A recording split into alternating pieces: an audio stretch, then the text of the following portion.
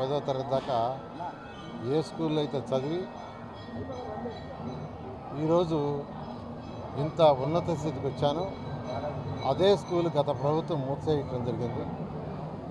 దానికి ఎలక్షన్స్ ముందు ఆ స్కూల్ని ఓపెన్ చేస్తామని చెప్పడం జరిగింది. మాట ప్రకారమే ఈ స్కూల్ని యాక్చువల్గా ఓపెన్ చేశాం. ఏంటి ఆ సౌండ్? ఎక్కడ ఏదైతే ఆ స్కూల్ని ఈరోజు అడ్మిషన్లు స్టార్ట్ చేశారు. 12వ తేదీ స్కూల్ స్టార్ట్ కావాలా. అయితే ఈ స్కూల్ ఏదైతే ఎన్సీసీ వాళ్ళు కావచ్చు, మా పిల్లలు, మా కుమార్తెలు, అల్లుళ్ళు వాళ్ళు ఎవరైతే దీంట్లో ఎన్సీసీ వాళ్ళతో అసోసియేట్ అయ్యి ఈ స్కూల్ని పూర్తిగా ఒక ఇంటర్నేషనల్ స్టాండర్డ్లో తీర్చిదిద్దుతున్నారు. దానికి దాదాపు 80% వర్క్ అయిపోయింది. ఇంకా మరొక 20% వర్క్ ఉంది. దానికి మరొక వారం పడుతుందన్నారు. అందుకని ఇది రీఓపెనింగ్ 23 పెట్టుకున్నాం. అయితే 12 స్కూల్ స్టార్ట్ అయినాయి కాబట్టి పిల్లల్లో తల్లిదండ్రుల్లో ఒక అయోమయం లేకుండా ఉండడం కోసంగా ఇవాళ అడ్మిషన్ ప్రాసెస్ చేసేమన్నాం. ఎవరైతే నిరుపేదలు సొసైటీలో ఉండారో, ముఖ్యంగా పాచి పని చేసుకునే తల్లిదండ్రులు ఉండారు. వాళ్ళు రోజుకి 1000 రూపాయల నుంచి 3000 వస్తుంది. 3 ఇళ్లలో చేస్తే 3000 వస్తుంది. ఒక ఇంట్లో చేస్తే 1000 రూపాయలు వస్తుంది. కొందరు 4 ఇళ్లలో చేస్తున్నారు. ఎందుకంటే ఎలక్షన్ అప్పుడు నేను డోర్ టు డోర్ తిరిగితే ఆ సర్రేపల్లి కాలువ కట్ట, పెన్నా కట్ట, అదేవిధంగా 53వ డివిజను, ఇలాంటి వాటిల్లో వాళ్ళని అడిగే మీరేం చేస్తున్నారంటే ఆ తల్లులు చెప్పింది అదే. కొందరికి తండ్రులు లేరు, కొందరికి తల్లులు లేరు. అలా అనేకమైన నిరుపేదల సొసైటీలో నేను ఎలక్షన్ ముందు చూశాను. అందుకనే అనౌన్స్ చేశాను. ముఖ్యమంత్రి గారు కూడా చెప్పాను, నేను చదివిన స్కూల్ని రెనోవేట్ చేస్తున్నాను. గౌరవనీయ విద్యాశాఖ మంత్రి యువనాయకుడు లోకేష్ గారు కూడా చెప్పాను, ఒక మంచి స్కూల్గా చేయండి అని చెప్పారు. భారతదేశంలో నెంబర్ 1 స్కూల్గా దీన్ని తీర్చిదిద్దాలనే నా ఆశయం.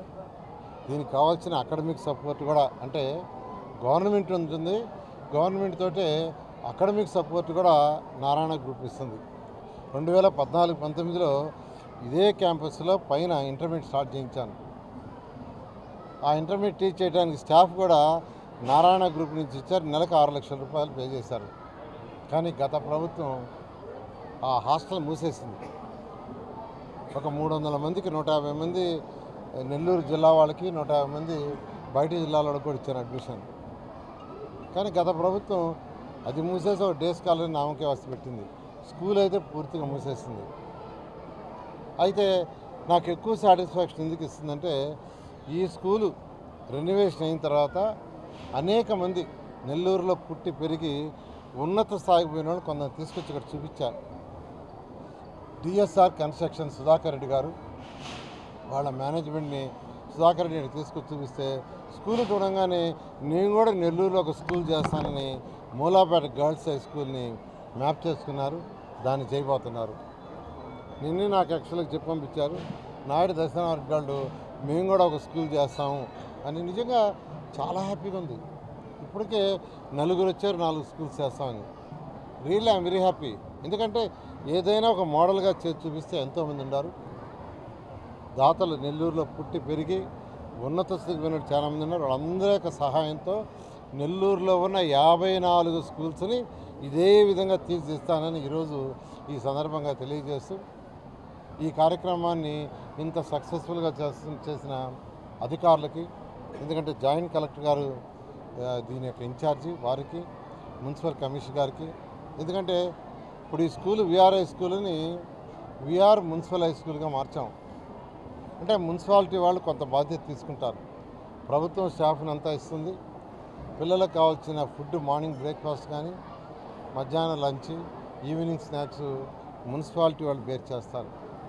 పిల్లలకు బస్సులు ట్రాన్స్పోర్ట్, పెద్ద పిల్లలు 6 నుంచి పెద్దగా చదివే వాళ్ళు అయితే వాళ్ళందరికీ సైకిల్స్ ఇస్తాం.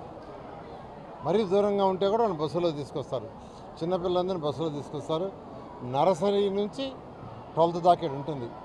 నర్సరీ నుంచి 12th వరకు ఇంటర్మీడియట్ అయ్యేదాకా ఇక్కడే పిల్లలు ఉంటుంది. చక్కగా దీన్ని నేను 2000 చేస్తానన్నాను. ఈ ఇయర్ 1000 మందికి అడ్మిషన్లు ఇస్తున్నాం. నెక్స్ట్ ఇయర్ మరొక 1000 మందికి అడ్మిషన్లు ఇస్తాం. ఇదే విధంగా నెల్లూరులో ఉన్న అన్ని స్కూల్స్ని చేస్తాం. అయితే ఈరోజు అనుకోకుండా దాదాపు ఒక 300 మంది తల్లిదండ్రులు వాళ్ళ పిల్లల్ని తీసుకొని వచ్చేసారు. సార్ మా వాడికి అడ్మిషన్ కాలేదు, మా ఇంటి పక్కన వాడికి వచ్చింది, నేను చాలా పేదవాడిని, నాకు అడ్మిషన్ ఇవ్వని దానికి కూడా డెసిషన్ తీసుకున్నాం. ఎవరెవరైతే ఈరోజు ఇక్కడికి పిల్లలను తీసుకొని తల్లిదండ్రులు వచ్చారో, అంటే తల్లిదండ్రులు పిల్లల్ని తీసుకొని వచ్చారంటే ఖచ్చితంగా వాళ్ళ పిల్లల్ని చదివించుకోవాలనే ఒక ఆశ.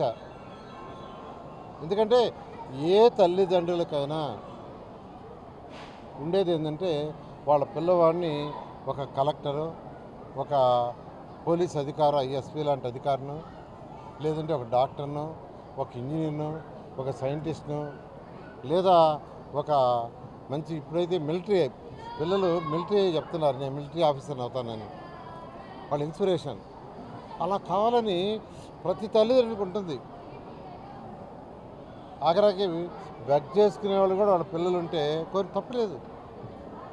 ఎందుకంటే మా తల్లిదండ్రులు కూడా అలాగే కోరుకున్నారు.